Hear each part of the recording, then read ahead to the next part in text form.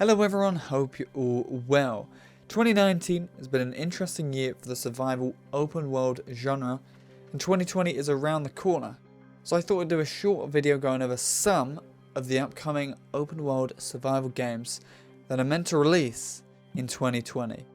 Some of these I'm very excited about. If I've missed any games that excite you, please let me know in the comments.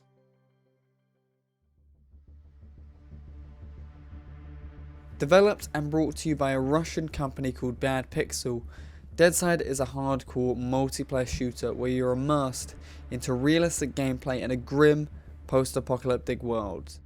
It aims to keep the balance between the dynamic of a shooter and a hardcore survival game. The game world doesn't feature as they call fantastic elements like zombies or anomalies, but the game focuses more towards players' attention on realistic aspects of life in the ruins of a dead civilization. So as you can see, you're not going to be running around the map dealing with zombies, like most other survival games. The only real enemies on DEADSIDE is going to be other players. But they have spoken and said that there are meant to be NPCs roaming the map, both friendly and hostile. That's something I have not seen or tried in a survival game, and I would love to see how it works. And then there are also traders, so where you could buy weapons, ammo, clothes, food, etc.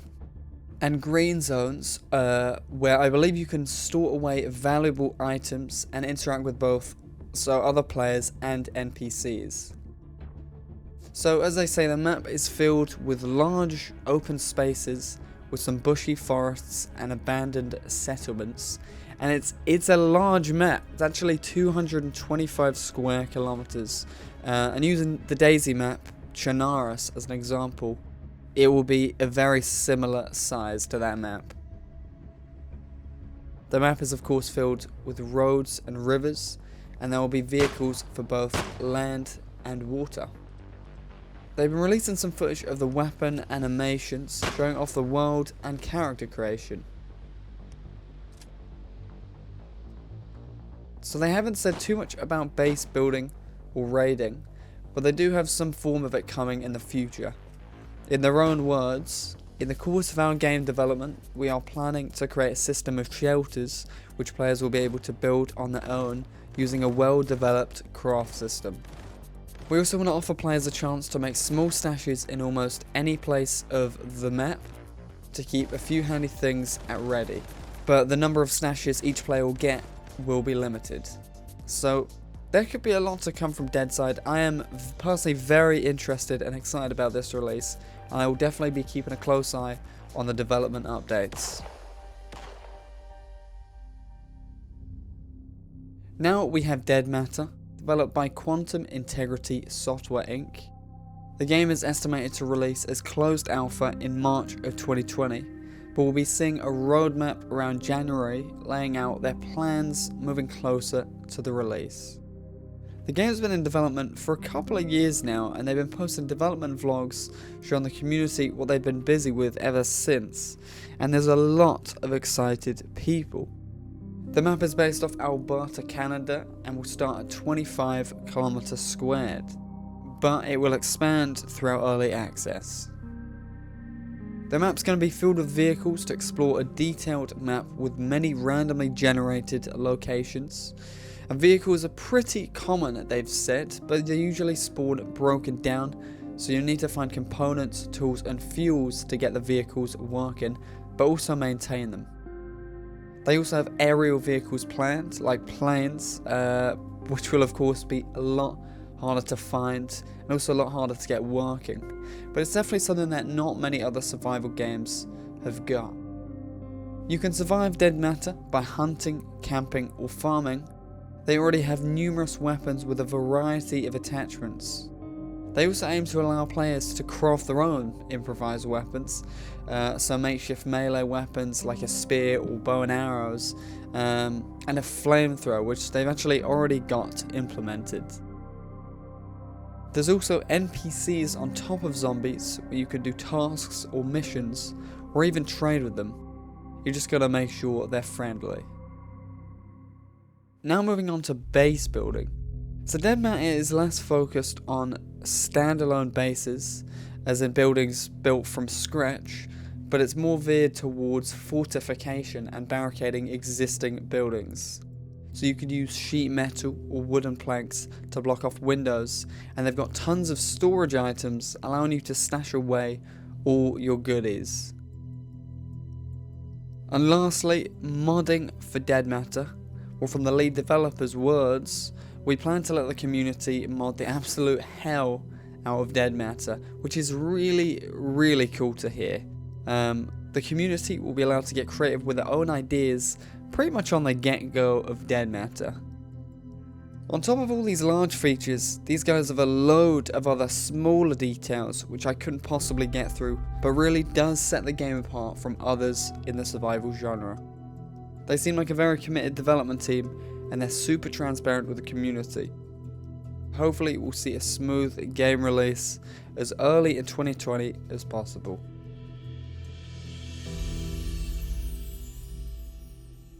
Now, this is definitely different to the previous two games we've been talking about. Last Oasis is a nomadic survival MMO developed by a team called Donkey Crew. Essentially, the lore is that the Earth has stopped rotating and the last survivors need to outrun the scorching sun in a massive open world. You can travel the world on wooden, wind-powered walking machines like you're seeing on screen. These things are called walkers, and they can be used for travel, transportation, harvesting, combat, or used as an actual mobile base. From what I hear, there are many structures, attachments, and upgrades you can make to these walkers to pretty much personalize them to your needs. It is a survival game, of course, so you'll need to find ways of surviving, gather materials or resources, craft tools and equipment, and build a static or mobile base called a walker. Or it doesn't have to be a base, it could be a moving, massive weapon if you like. The longer you're alive, you can improve on skills, and your character will just become stronger. There is also some sort of training system, which I don't really want to get into. But moving on to the map, which is also different to what you've probably seen in the past. Where the world consists of multiple maps or an oasis, and each oasis is around 100 kilometers squared. And between these oases, there is an area called No Man's Land, where you can pretty much quickly travel to a different oasis or just safely log out. I know that might be a bit, really confusing, so if you want any more details, then find out in the description. But to go a bit deeper into bases, you can either construct a portable base, or you can have a permanent base stuck pretty much to one location. So the benefits, of course, of having a permanent base is you can fortify it with stronger materials like stone, whereas wooden walls are going to be inferior in terms of breaking in and damaging, but you'll have the leverage of being able to kind of pack it and relocate. They've also got a really cool melee weapon system, and the game is apparently very playable both solo and with friends. There's a lot of other features that I haven't spoken about, like a grappling hook. So if you're interested, information will be down below. We then move on to Rust, which I know has been out for years, developed by Facepunch, as you may know, but I thought I'd add it into the video for the console players, as it's set to release for both Xbox and PS4 in 2020. This is definitely one of, if not the most popular survival game out there, and for a good reason. The game is primarily based around base building and raiding, but with a lot of PvP action and kind of your own self-set missions in between. There is a lot to do in that game, but I definitely say it's a more casual experience than most, but believe me, it can be a lot of fun. Now, there's already many content creators out there where you get a much better understanding about the game, but just to give you a brief, you spawn in naked with just a rock and a torch, but using the rock you can hack at stones or trees, collecting stone or wood, and improve your tools, find clothes, food, other materials, and pretty quickly you can start working on your base. You always start small, but expand and improve your loot as you go. Another thing to mention is most servers do wipe weekly or maybe even less, maybe every few days, which is why I say it's more of a casual game. And I know that might be a bit off-putting for some of you, but it's almost what makes Rust so good. I did want to keep it short because I know there are many other existing videos and creators out there you can get a much better idea of what Rust is about. Just type in Rust on YouTube and you've got all the content in the world to go through. So that's Rust, set to release in 2020. Last but not least, we have Dying Light 2, a sequel to the original Dying Light in 2015, developed and published by Techland, which is planned to release in spring of 2020. Now, similar to the original game, it can be played single player, or you can play with up to 4 people. So it's not an MMO style game, but for what it is, I'd say it's a lot of fun. It's a first-person zombie survival game with a lot of parkour and a massive map to explore. You're playing as a character called Aiden, who's an infected survivor, fighting off the likes of bandits, factions, survivors roaming the map for scraps, and of course zombies, which are much more sensitive to light and usually only surface at night time. The map is apparently 4 times the size of the original Dying Light, and I don't actually know the size of that map, but apparently it takes around 20 minutes to get from one side of the original map to the other.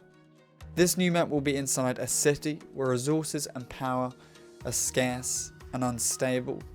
This is a game I'm not too familiar with, so I don't have a lot to say about it, and this video was more focused on games that are kind of more massively multiplayer. Dying Light should be out for PC, PS4 and Xbox during spring of 2020. And that's my list for upcoming open world survival games for 2020. As I said, let me know if I've missed any games that excite you, and if you're new, make sure to subscribe, and thank you for watching.